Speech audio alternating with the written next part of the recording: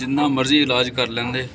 अगर दोस्त पूरी देखणगे बगैर स्क्रिप्ट तो ज़रूर उन्होंने ये अस्सलामुअलैकुम वरहमतुल्लाहि वबरकातुहू। उम्मीद है सब दोस्त खरीद होंगे और अल्लाह पाक दे हुजूर दुआ है कि मालिक सब नूं अपने हिफ्ज़ व अमान च रखे। दोस्तों अगर तुसीं मेरे चैनल ते नवें जे तो चैनल सब्सक्राइब कर दो, बैल आइकन दबा दो ताकि मेरी हर आने वाली वीडियो तमाम दोस्तों तक पहुँचती रहे। दोस्तों अज एक फैसला किया है, तुहानूं बहुत अजीब जिहा लगेगा लेकिन मैं इन्हां कोलों बहुत तंग आ गया।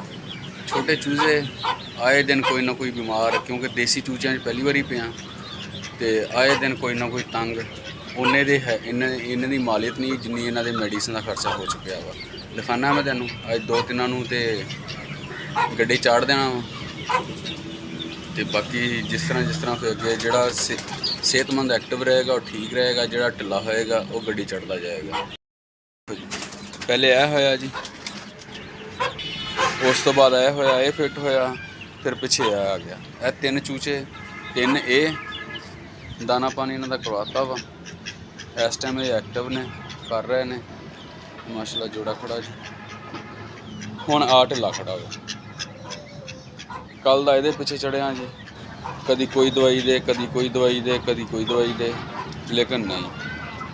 पर पूर्व इन्हों के इजाफी भार उतों लाते, सारे दे कोने मोने करते, लेकिन नहीं।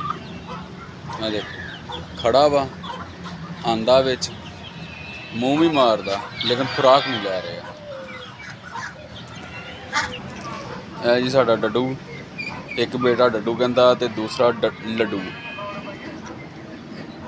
ते बहुत एक्टिव आ, नर्व आ। इहदा भी अनकरीब तौरा करवा देना है। ये मस्ती जांदा पे, इहदी मादा ही है नहीं, ते जिहड़ियां मादियां ने वो इनू नेड़े नहीं आन देंदियां। चिंटू मियाँ जिधरों दा लगे एक पासे चित्र पे तो दूजे पासे नूं, दूजे पासे पे तो तीजे पासे नूं। पेट अपना भरना जी। देखो दोस्तों, इसका जिन्ना मर्जी इलाज कर लेंदे लेकिन इन्हें नहीं सी ठीक होना।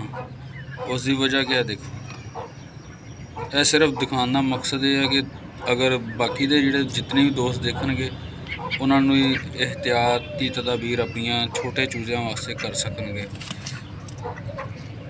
यह लकड़ियां के पीस निकले ने, यह रबटां ये अंदरूनी मेदे चो, पोटे चो नहीं, पोटे चो चल गया समान है, क्योंकि एक बार पहले ढिला होया तो इन्होंने मेडिसिन वगैरह की, पोटे चो चल गया, अंदरूनी मेदे ते समान पहुँच गया और उत्थे जाके मुड़ के जाम हो गया। फिर ये बीमार हो गया, अज इन्हूं मैं ज़िबा करता और यह समान ये अंदरूनी पोटे चो निकलिया, मेदे चो निकलिया। ठीक है दोस्तों, खालिद महमूद ने इजाज़त दो। अपना और अपने परिंदों का बहुत सारा ख्याल रखो, और जिस जगह पर परिंदे रखते जे बच्चे उत्थे प्लास्टिक या कोई भी चीज़ ऐसी ना लैके आन। मेरा इरादा 2 तो 3 चूज़ियां नूं ज़िबा कर देंदा सी, लेकिन बजुर्ग कहते कि नहीं, जिहड़ा है वा उन्होंने कर लो, वो तो अगे नहीं।